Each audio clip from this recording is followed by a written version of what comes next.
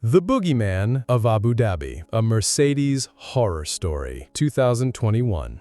All right, let's just get the big one out of the way. Team LH, I'm sorry, but it's time. We have to talk about the Boogeyman, because Abu Dhabi 2021 wasn't just a season finale. It was a psychological operation so controversial, so utterly unhinged, that I'm pretty sure our cyborg descendants will be arguing about it in the year 3000. I mean, the whole year had been a bare-knuckle brawl. In one corner, you had Lewis Hamilton, the seven-time king. In the other, Max Verstappen, the young challenger fueled by father-induced trauma and a driving style that suggested the brake pedal was just a polite suggestion. It was a clash of titans that gave us everything. We had high-speed collisions in Silverstone that had Christian Horner demanding a lifetime ban, questionable brake checks in Jeddah that confused everyone, and enough off-track sniping to make a reality TV producer blush. They arrive at the final race, dead even on points. A pure winner-take-all Hollywood showdown. And for 53 of the 58 laps, it wasn't a showdown. It was a snooze fest. Lewis got a mega start and just vanished. He was driving with the calm, calculated precision of a surgeon, cruising towards what everyone, and I mean everyone, assumed would be his record-breaking 8th world title. Mercedes fans were already carving the trophy. They were drafting their 8-time world champion copy pastas. They were probably booking preemptive therapy appointments for every Red Bull fan they knew. It was over. Then, Nicholas the Goat Latifi, in his infinite wisdom, decided to have an intimate moment with the barrier. Safety car. That sickening lurch you just felt in your stomach, that was the collective gut punch experienced by every Mercedes fan on the planet. Late race safety cars are the stuff of nightmares. But still, there were rules, right? There were procedures written down in a very thick, very boring FIA document. Race director Michael Massa gets on the radio and makes the call. Lapped cars will not be allowed to overtake. A wave of relief washed over the Mercedes pit wall. Lewis had a comfortable buffer of slow cars between him and Max. The title was his. But then Massa gets back on the radio, and he has an aneurysm, live, on air. In a moment of decision-making so bizarre, so utterly unhinged, it felt like a prank show, he just changes his mind. Actually, he says, only the 5 cars between Hamilton and Verstappen can unlap themselves. Okay, let's go racing for 1 lap. It was a decision that made absolutely no sense. It was like a referee in the World Cup final suddenly declaring, for the last minute, the ball is now a pineapple, and only the goalies are allowed to score, but only if they're left-handed. The rule book wasn't just thrown out the window, it was launched directly into the sun. And the rest, as they say, is history. 1 final lap of racing. Lewis, on tires so dead he was probably screaming, "Bono, my tires are gone," into the void, versus Max, on brand new softs, absolutely foaming at the mouth. It was a public execution. Max made the dive at turn 5, and the 8th championship dream died a spectacular, fiery death on live television. Toto Wolff's scream of "No, Mikey, no" became the soundtrack to a billion broken hearts and 1 beautifully smashed headset. For Mercedes fans, the pain wasn't just losing. It was how they lost. It felt like the game had been rigged at the last second. And to this day, the name Michael Massa is a curse word. The boogeyman they tell their children about. He didn't just direct a race, he directed a tragedy that I'm pretty sure is still giving Toto Wolff a cold sweat at 3 a.m. So yeah, that's the pain of getting robbed by the ref. But what about when your own damn team decides to commit the heist? That, my friends, is a special kind of hell. And for that lesson, we turn to Red Bull. The heist in Monte Carlo, a Red Bull's self-destruction, 2016. Now, I know what you're thinking. Red Bull? Painful moments? The Dutch anthem playing soul-crushing death machine? And yeah, I get it. But before they were a flawless winning machine, they had a PhD in snatching defeat from the jaws of victory. Their magnum opus? Monaco 2016, a day they didn't just lose a race, they committed a grand theft auto on their own driver, Daniel Ricciardo. The Honey Badger was possessed that weekend. He wasn't just fast, he was a magician. His pole lap should have been framed and put in a museum. In the race, he was untouchable. He was leading comfortably, navigating the treacherous streets of Monte Carlo like he owned them. This was supposed to be it. The biggest win of his career, the jewel in his crown. Red Bull fans were popping the champagne. What could possibly go wrong? The call came for a routine pit stop. Daniel dives into the lane, expecting a lightning-fast change to a set of slick tires. He pulls into his box, the car goes up on the jacks, and then nothing. Just pure, unadulterated, weapons-grade chaos. A group of highly paid professional mechanics suddenly looked like they'd never seen a tire in their lives, as if their one collective brain cell had decided to go on vacation right at that moment. They were scrambling, looking around in a blind panic. There were no tires waiting. The tires were still somewhere in the back of the garage, probably having a nap and a cup of coffee, completely unaware of the public execution happening in the pit lane. The seconds bled away. 1, 2, 3. It felt like geological eras. Daniel just sat there, helpless in his cockpit, watching his dream drive turn into a waking nightmare as Lewis Hamilton, who'd been miles behind, casually cruised past on the main straight. By the time the crew finally found the wheels and bolted them on, the race was gone. He drove the rest of the race with a rage so palpable you could feel it through the screen. But in Monaco, you don't get a second chance. He crossed the line in second, and I remember watching this, just screaming at my TV. His body language wasn't just sad, it was pure betrayal. For us Red Bull fans, and yeah, I was one back then, it was the ultimate gut punch. How do you forget the tires? In Monaco? It wasn't just a mistake, it was performance art. It was a masterpiece of self-sabotage. A Monaco win, gift-wrapped and hand-delivered to Mercedes, courtesy of their own damn crew. But here's the thing about that Red Bull blunder. It was a spectacular one-off disaster. If you want to see a team that has turned self-sabotage from a mistake into a core brand identity, well, you know who we're talking about. The Hockenheim Horror Show, a Ferrari Masterclass in Pain 2019. Ferrari, my people. Supporting this team isn't a hobby, it's an exercise in masochism. It's a deep spiritual commitment to pain that requires the pain tolerance of a medieval monk and the delusional optimism of a goldfish. And if you ever need one single race to explain the entire Ferrari experience to an outsider, look no further than Germany 2019. I mean, after 2 years of watching Sebastine Vettel's title challenges crumble under the weight of mind-boggling strategic blunders, the "we are checking" era had left us all broken. But we had a new prince, Charles Pookie Leclerc. And at Hockenheim, he was delivering. He stuck the car on pole, and on race day, the heavens opened. Rain, the great equalizer. In the treacherous wet conditions, Charles was God tier. He was threading his SF90 through the spray like he was born in it, pulling away from the field with an ease that bordered on arrogant.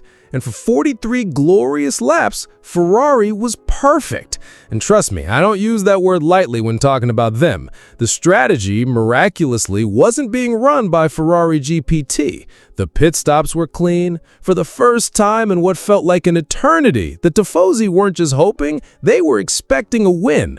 And that, my friends, is always the first mistake when you support this team. It's like getting catfished by a chick who says she's a model, but the only show she's been on is 600-Pound Life. Then on lap 43, the universe remembered that it absolutely despises Ferrari fans. In the stadium section, with thousands of fans watching, Charles's Ferrari slid wide on the slick drag strip runoff area. He tried to correct it, but it was like trying to steer a shopping cart on an ice rink. The car aquaplaned, a helpless passenger to physics.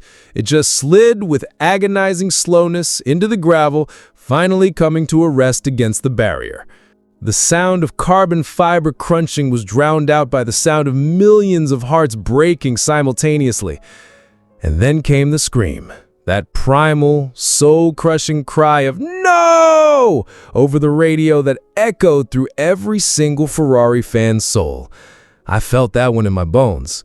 It was Pete Ferrari, fast enough to look unbeatable, unlucky enough to throw it all away in the blink of an eye. It was a masterclass in how to manufacture despair. A brutal reminder that for Ferrari, victory is never a destination. It's just a beautiful dream you have right before you wake up screaming into your pillow. And trust me, as a Ferrari fan, that one still hurts. But as bad as losing a race is, imagine losing an entire championship as a rookie by one single point. Yeah, for that level of psychological damage, let's talk about McLaren. The 1-point nightmare, a McLaren horror story, 2007. In 2007, McLaren unleashed a phenomenon upon the world, a rookie named Lewis Hamilton. And he wasn't just good, he was a force of nature. This dude drove with the confidence and skill of a seasoned veteran, taking on his two-time world champion teammate, El Padre himself, Fernando Alonso, without a shred of fear. A rivalry so spicy, it deserved its own soap opera. And trust me, the entire season was a pressure cooker. The Spygate scandal had made McLaren F1's public enemy #1. The atmosphere in the team was so toxic you could probably taste it. And yet, this 22-year-old kid was on the verge of doing the impossible, winning the World Championship in his debut year. All he had to do in the final race in Brazil was finish 5th. That's it. For a driver who had lived on the podium all year, it was a formality, a walk in the park. McLaren fans were ready. History was about to be made. Then, on lap 8, history took a cruel turn. Lewis's gearbox decided it had simply had enough of being a gearbox. It had an existential crisis. The car glitched, it refused to shift, and it slowed to a crawl. He was a sitting duck as the entire field swarmed past him. He eventually got it reset, but the damage was done. He was at the very back of the field. The championship that had been 99% in his pocket was now slipping through his fingers like sand. While Lewis fought his way back, Kimi Raikkonen, the Iceman, who everyone had written off, was driving the race of his life for Ferrari. And when the checkered flag fell, the math was devastating. Kimi was world champion with 110 points. Lewis finished with 109. One single point. After the most spectacular rookie season in F1 history, after weathering the storm of Spygate and a bitter internal team rivalry, he lost it all by the smallest possible margin. For McLaren fans, it was like watching a fairy tale end with the hero getting hit by a bus on the last page. A brutal lesson that in F1, a god-tier talent can be defeated by a $5 censor that chose the worst possible moment to have an existential crisis. The universe had decided to nerf him. And man, it was brutal. And speaking of god-tier talents being let down by fate, there's one man who is the undisputed world champion of heartbreaking what-ifs. A man who could have 5, maybe 6 titles, but was constantly betrayed by bad luck and even worse career choices. Of course, I'm talking about El Padre himself. The Agony of El Plan, an Alpine and Alonso story, 2012. All right, now we have to talk about my guy, El Padre. Even though he was driving for Ferrari, Brazil 2012 was a moment of supreme pain for every Renault and Alonso fan. This was our champion, the man who brought Renault 2 world titles. Watching him fight for a third, even in enemy colors, felt personal. And trust me, all season long, Fernando Alonso had been performing miracles. He was dragging a Ferrari that was, to put it mildly, a dog with 3 legs, to places it had no business being. He kept the championship fight against the mighty Red Bull of Sebastine Vettel alive through sheer, bloody-minded talent. He arrives in Brazil, one last chance. Then, lap 1. Chaos. Sebastine Vettel gets spun around and is left facing the wrong way at the back of the field with a damaged car. And I remember watching, my heart just stopped. The dream was on. Alonso's rival was crippled. This was the opening he needed. And Fernando? He drove one of the greatest races of his life, wrestling his stubborn, unworthy Ferrari all the way up to 2nd place. It should have been enough. But Sebastine Vettel refused to die. With half his floor missing and his car mortally wounded, he clawed his way back through the field, dragging that broken Red Bull into 6th place. The final tally was excruciating. Vettel won the championship by just 3 points. 3. For us Alonso fans, and yeah, I'm the president of that club, it was pure torture. Our man had done everything right. He had been a titan all year, a magician in a car that deserved to be a paperweight.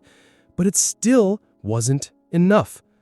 It was the moment we realized that sometimes even a god-tier talent isn't enough to overcome a superior machine and a rival who simply will not quit. It was the day his last best chance at a 3rd title died not with a bang, but with the cold, hard cruelty of math. And I'm still not over it. That's the slow, agonizing pain of a championship slipping away over a whole season. But there's another kind of pain. The sudden, violent, everything was perfect and now it's a wreckage kind of pain. For that, we have to look at a team that knows a thing or two about suffering. Williams. The last lap catastrophe, a Williams horror story, 2014. All right, let's talk about the Williams fans. God, you guys have been through it. Years of being stuck in the midfield wilderness, just fighting for your lives at the back of the grid. But in 2014, for a brief, beautiful moment, things were looking up. Their Mercedes-powered car was an absolute rocket ship in a straight line, and at the Canadian Grand Prix, they looked genuinely quick. This was their chance, their shot to get back to the big time. And Felipe Massa, man, he was on a charge. He was on a warpath, hunting down a podium, maybe even a win.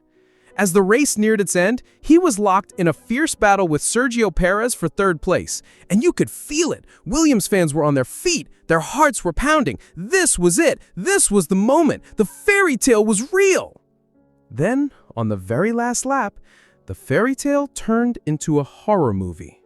Massa makes his move, Perez defense, wheels touch, and then carnage. In a terrifying instant, both cars were launched into the barriers at immense speed.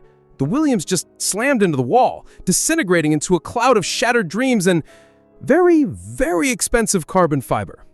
The hope, the podium, the points, all of it gone in a split second on the final lap. For fans who had been starved of success for so long, it was a devastating blow. Which brings us to the #1 rule of being a Williams fan in the modern era, and I'm telling you this for your own good. Never, ever allow yourself to feel hope. It's a trap. It's always a trap. Man, that one still hurts to watch. But at least that Williams crash was dramatic, right? A big, spectacular failure. Sometimes the most painful moments are the quiet ones. The ones that don't end in a bang, but with a sad, pathetic little spin that just deflates your soul. And for that brand of quiet suffering, let's talk about Sauber. The Iceman's Pirouette. A classic Sauber moment, 2020. Let's be honest, being a Sauber fan is mostly about celebrating the small victories. A single point here, a random Q3 appearance there. It's a life of managing expectations. But on the 2020 Turkish Grand Prix, on a track that had all the grip of a freshly buttered eel, they were dreaming bigger. The conditions were impossible. I'm not even kidding. The track was basically an ice rink. But this was Kimi Raikkonen's playground. The Iceman was in his element. In a car that was usually fighting at the back, Kimi was battling for solid points. He was wrestling that Alfa Romeo around the slippery circuit like it was just another Tuesday. He probably didn't even have the drink connected. Then, on lap 37, the car just snapped. It let go. He went into a slow, graceful spin, a perfect soul-crushing pirouette that cost him everything. The points, the positions, all gone. His radio message was pure, uncut Kimi. No emotion, just a quiet acknowledgement of failure. Wah. But for the fans, for us, it was a dagger to the soul.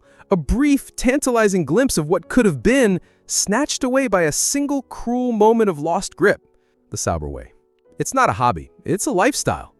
A single spin. Tragic, but it happens. But what if your team decides to orchestrate not just one failure, but an entire symphony of incompetence in the space of 15 minutes? What if they actively choose to speedrun a disaster? Well, then you're not Sauber, then you're Haas. The Art of Losing, A Haas Masterclass 2022. There are maybe a dozen of us Haas fans in the world, and we all deserve a medal for bravery. You have to be clinically insane to support a team that treats competence like it's an allergy, but even we weren't ready for Monaco 2022.